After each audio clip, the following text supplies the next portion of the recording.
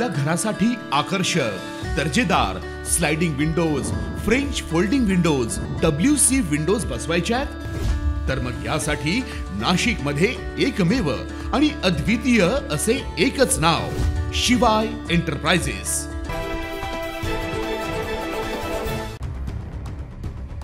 पैशांनी भरलेली बॅग, हातात सिगारेट आणि बेडवर बसलेले मंत्री। सध्या हा व्हिडिओ सोशल मीडियावर तुफान व्हायरल होतोय।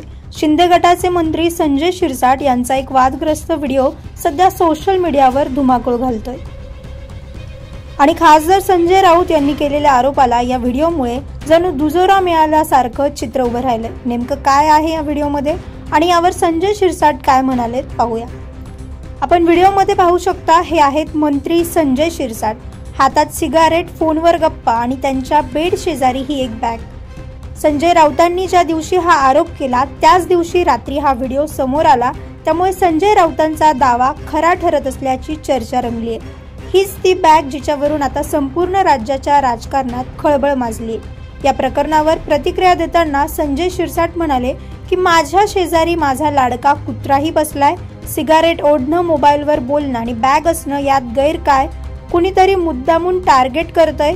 एवढी मोठी बॅग जर पैशांची ठेवायची असेल तर अलमाऱ्या काय मेल्यात का?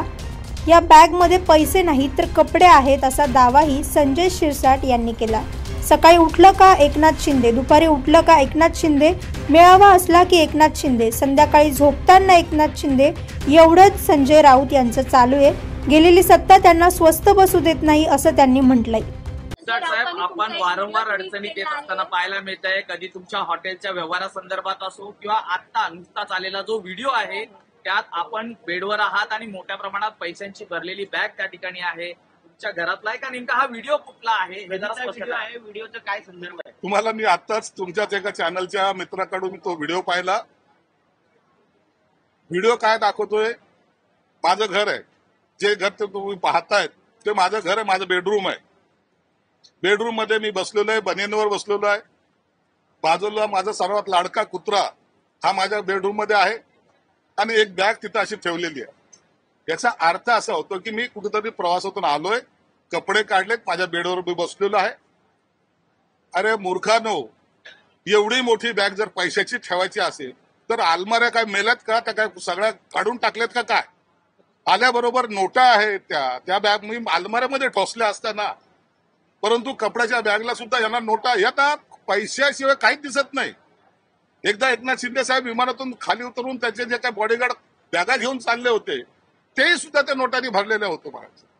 आता यांना कपडे ठेवायला काय बॅगा नाही लागत, यांना पैसे ठेवायला बॅगा लागतात, असं एकंदर त्यांचं वर्तन आहे। म्हणून हा कॉमन सेन्सचा गोष्ट आहे। माझ्या बेडरूम मध्ये प्रवासातून आलेली बॅग अशी लटकलेली कुठंतरी ठेवलेली उभी आहे, ती बॅग बाजूला माझा डॉग आहे आणि मी बेडरूमवर आहे, याची बातमी होते। मला आश्चर्य वाटतं की अशा बातम्या करायला यांना इंटरेस्ट कसा येतो? या मूर्खपणाचं लक्षण कुठून येतं?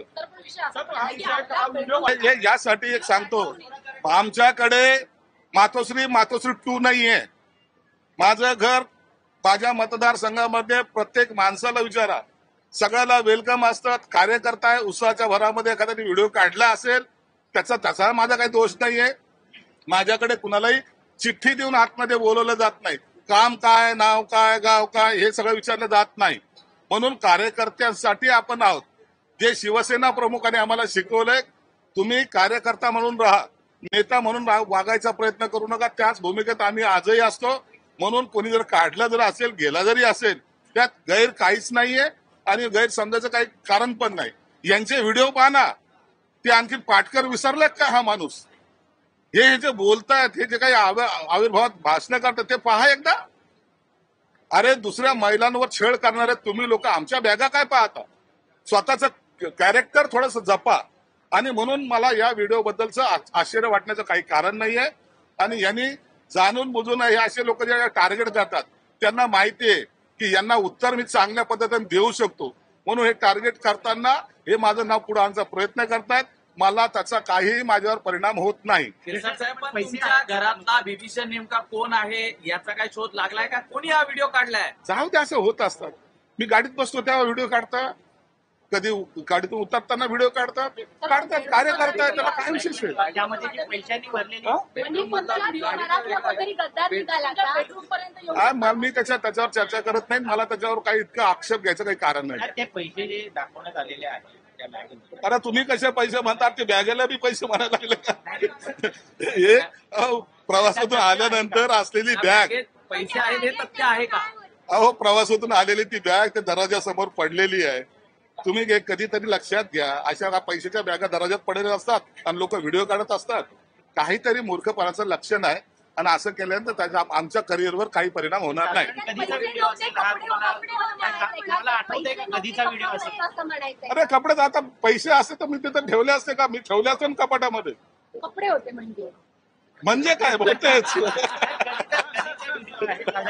कधीचा हा व्हिडिओ आहे? किती जुना व्हिडिओ माहित नाही. आता कितीतरी आपण आलं असं काय लक्षात जाणीवपूर्वक हा जुना व्हिडिओ काढून दाखवण्यात माहित नाही कधीच आहे असं. हे कोण लक्षात ठेवतो? गुवाहाटीवरून आले तेव्हाचा व्हिडिओ आहे.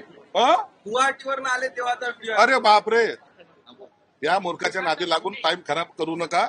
हे ज्या या व्हिडिओ मध्ये काही तथ्य नाही. प्रवास होते नेताना असलेली बॅग असे असणे.